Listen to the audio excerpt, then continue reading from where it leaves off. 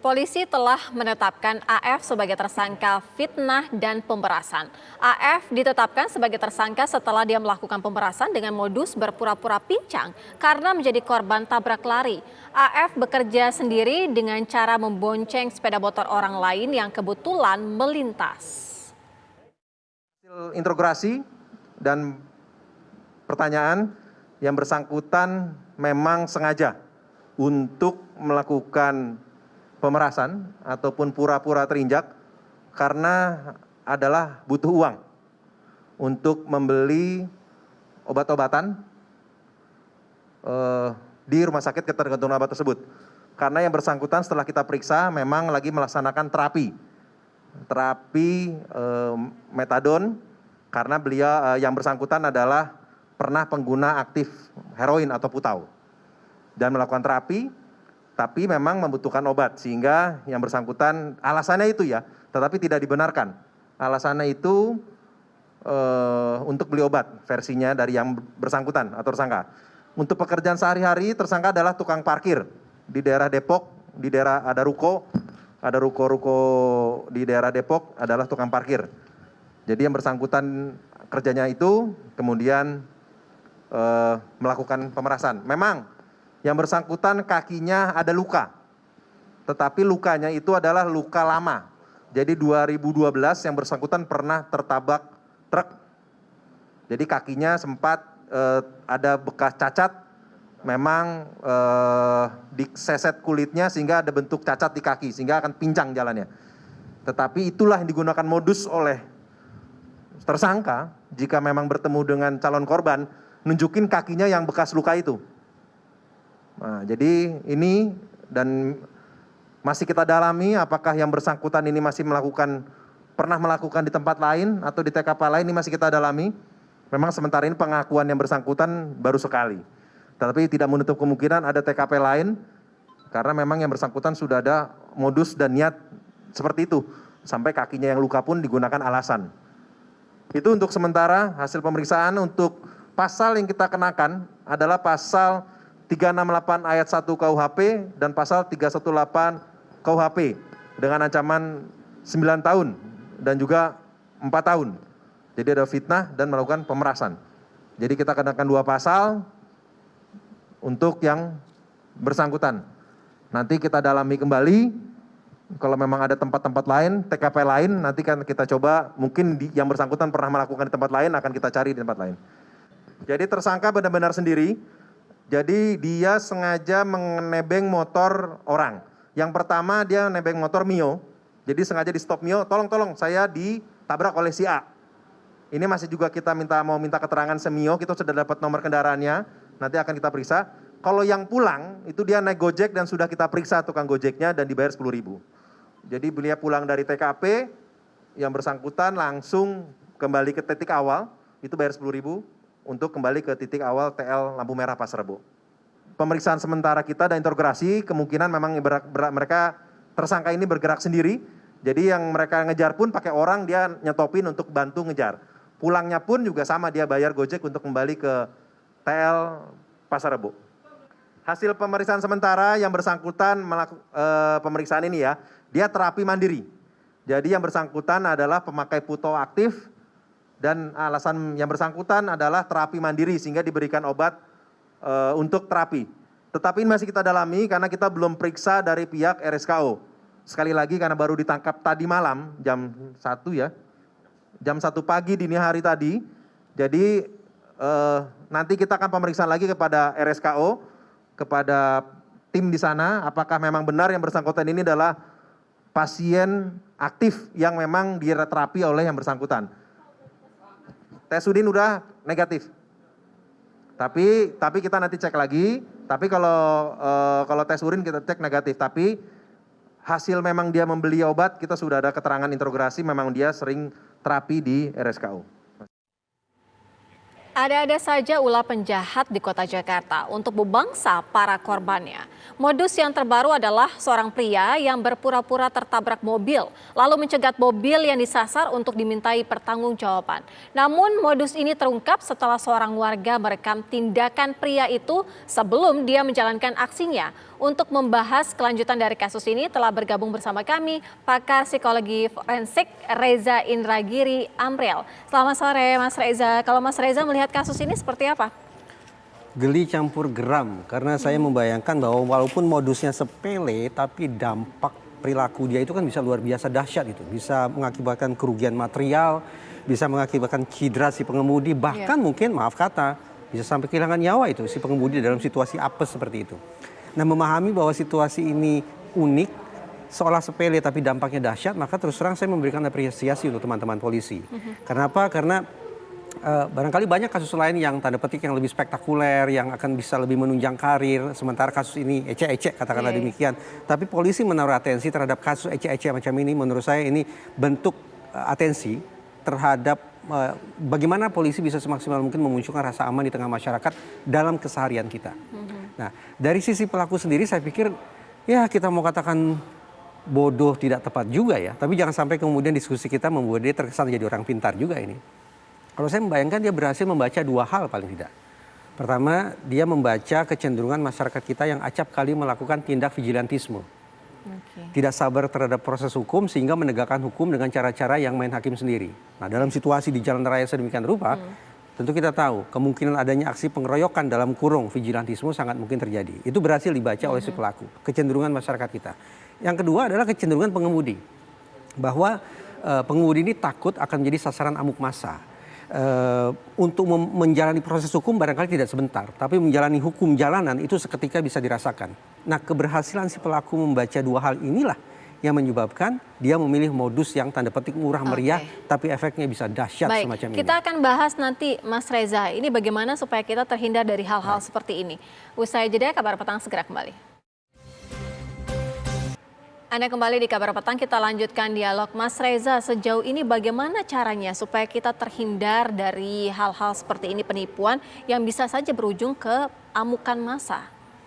Ya, yang paling kita harapkan sesungguhnya adalah massa tidak mudah untuk main hakim sendiri kan. Ya, itu satu, tapi gitu sulit juga ya, sulit juga. Yang namanya massa, rasionalitas cenderung menguap. Sehingga psikologi mengenal istilah fenomena massa. Siapapun, umur berapapun, tingkat pendidikan seperti apapun, kelas sosial apapun, kalau sudah masuk dalam psikologi massa, hilang semua itu akal sehat. Terprovokasi sedikit saja akan kejadian bisa tragedi. Maaf, seperti kasus seorang lansia yang tewas dikeroyok oleh massa beberapa waktu lalu ya, dan kita berduka tentang itu. Kemudian apa yang bisa kita lakukan begini? Mari kita sepakati terlebih dahulu bahwa perilaku orang ini pasti berencanakan ya. Kalau orang melakukan tindakan kejahatan secara berencana, di kepalanya pasti ada kalkulator. Dia akan hitung 4 hal. Targetnya, insentif, sumber daya, dan risiko. Targetnya selalu tersedia. Kita tidak akan mungkin tidak keluar rumah. Kita pasti akan keluar rumah. Dengan kata lain, kita akan siap sewaktu-waktu menjadi target kejahatan semacam ini. Tidak bisa kita hindari. Random gitu random ya. Satu itu. Tidak bisa kita lakukan apapun terkait dengan target. Yang kedua, insentif ya. Karena kita bawa mobil, maka paling tidak mobil kita itulah, kendaraan kita itulah yang dianggap sebagai sebuah insentif yang akan diperoleh oleh si pelaku kalau dia berhasil melancarkan aksinya. Tidak ada yang bisa kita lakukan, kecuali kalau kita naik kendaraan umum. Yang ketiga, terkait dengan sumber daya. Murah meriah kan? Tidak perlu bawa senjata apapun, hanya berpura-pura saja melakukan tindakan dramatis seperti itu, campur nekat sedikit lah ya. Maka itulah yang disebut sebagai sumber daya yang ideal. Murah meriah tapi efeknya bisa dahsyat. Yang keempat, resiko. Nah, pada aspek resiko inilah barangkali kita bisa melakukan sesuatu. Tadi sudah tepat, kalau kemudian pengemudi memutuskan untuk memakai kamera di dalam kendaraannya, atau mengendarai kendaraan tidak seorang diri, atau juga membatasi jam keluar rumah.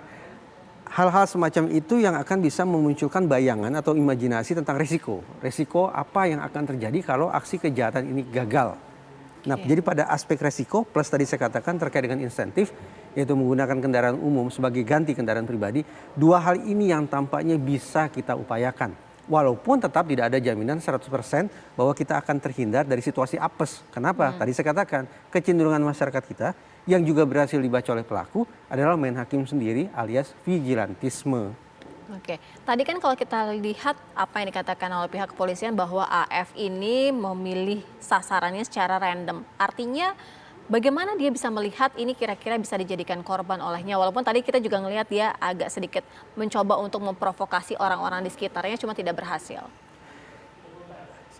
Ada teori klasik yang mengatakan manusia yang paling rentan untuk menjadi korban, termasuk korban kejahatan itu ada 3. Oke. Yaitu jenis kelamin perempuan, anak-anak, dan mereka-mereka dengan tingkat kecerdasan rendah. Saya tidak sedang menstigma, Iya. ini sebuah teori, walaupun klasik sifatnya. Nah, apakah si pengemudi termasuk dalam kategori ini? Apakah berjenis kelamin perempuan, atau relatif Tidak. masih belia, atau mungkin juga memiliki kondisi-kondisi khusus yang dianggap oleh si pelaku ini menjadi target yang sempurna, yang akan bisa ditaklukkan secara fisik, yang akan bisa diintimidasi secara psikis, dan juga mungkin akan dikenai hak penghukuman oleh massa secara sosial. Nah, kalau hitung-hitungan macam ini tepat, sempurna, hasilnya adalah positif, maka probabilitas atau peluang bagi terjadinya aksi tersebut akan meninggi. Tapi saya tidak akan pukul rata mengatakan bahwa teori ini berlaku dalam setiap kesempatan loh ya. Iya. Tidak, karena tadi saya justru berpikiran siapapun, karena kita selalu keluar dari rumah, karena kita menggunakan kendaraan, maka tanda petik bersiaplah untuk sewaktu-waktu menjadi korban aksi pemerasan semacam ini. Oke, Mas Reza, kalau kita mencoba mencermati apa yang dilakukan korban itu kan dia tetap berdiam, kemudian dia merekam. Nah, kalau posisi kita ada di situ, apa yang harus kita lakukan? Kita sebagai apa? Kita sebagai pengemudi. Korban. Sebagai korban. Pengemudi. Sudah tepat, saya pikir tetap bertahan di dalam mobil, walaupun resiko yang lain tetap ada, tetap bertahan di dalam mobil dan usahakan untuk berkomunikasi dengan entah itu keluarga, entah itu pihak berwenang, nomor telepon darurat semestinya bisa dihubungi setiap saat agar bala bantuan, polisi dan seterusnya bisa datang ke lokasi secepat mungkin. Satu lagi, saya sebetulnya berat mengatakan ini, tapi ini realistis. Kenapa masyarakat di barat, misalnya di Amerika Serikat, sebagian setuju terkait dengan kepemilikan senjata pribadi? Karena mereka tahu persis. Tingkat kejahatan di jalanan Tingkat itu. kejahatan di jalanan tinggi, jumlah polisi barangkali belum sebanding dengan jumlah masyarakat yang harus dilayani, ketersediaan teknologi yang membantu penegakan hukum juga masih terbatas, maka talenta bukan masing-masing masyarakat akan berpikir apa yang bisa saya lakukan untuk mengamankan diri saya sendiri. Pertanyaan itu paling mudah dijawab dengan, sekali lagi, kepemilikan senjata pribadi. Saya sebetulnya tidak setuju dengan kepemilikan senjata pribadi. Oleh karena itu, alih-alih mengatakan kalimat ini sebagai dorongan kepada publik untuk memiliki senjata pribadi, saya justru ingin mengatakan pernyataan ini sebagai semangat bagi teman-teman kepolisian untuk lebih memaksimalkan kerja mereka, quick response mereka bagi para korban maupun calon-calon korban. Atau paling tidak yang seperti yang dilakukan korban gitu ya, dia memvideokan, Merekam, ya. kemudian dia melihat itu pelaku seperti itu, direkam dan akhirnya viral tetap gitu tenang ya. tetap tenang, tetap terkendali sehingga perilakunya terukur, kemungkinan bisa mencegah adanya aksi kejahatan terbukti Iya. efektif. Mas Reza begini, kalau kita lihat kan ini perbedaannya sangat tipis juga ya. Ini benar-benar pelaku yang berpura-pura atau kita juga mungkin ketika menyetir ataupun berkendara skip gitu beberapa second tidak melihat atau seperti apa. Nah ini bagaimana supaya kita terhindar dari aksi-aksi seperti ini dan benar-benar kita terlindungi gitu. Perangkat yang harus dilakukan apa? Saya tidak tahu. Kalaulah memungkinkan situasinya adalah mengajak orang yang katakanlah tertabrak itu untuk menyelesaikan masalah di kantor polisi. Oke. Kalau itu mungkin itu dilakukan, saya pikir itu akan lebih memudahkan kebenaran itu diungkap sebagaimana seharusnya. Tapi saya yakin juga apa yang saya katakan ini mudah untuk diucapkan tapi sulit untuk dilaksanakan. Dilakukan, Kenapa? iya. Karena dia hanya tergantung pada si pelaku dan korban. Tergantung pada massa di sekitar. Anggaplah perang urat saraf antara korban dengan pelaku bisa dibangun nih. Kita perang urat saraf dan saya sebagai korban Iya. menang. Katakanlah demikian. Tapi saya bisa menjamin bahwa massa di sekitar, orang-orang di sekitar TKP juga bisa diajak untuk perang urat saraf. Barangkali tidak. Nah kalau defense seperti apa yang harus kita lakukan supaya hal-hal seperti itu tidak memicukan provokasi massa sehingga kita dikorbankan begitu loh Mas. Saya terus terang berat mengatakan atau memberikan saran tentang itu. Karena sekali lagi saya pun tidak yakin bahwa kemudian kita termasuk saya akan bisa mengendalikan massa agar tetap punya rasionalitas berhadapan dengan situasi semacam itu.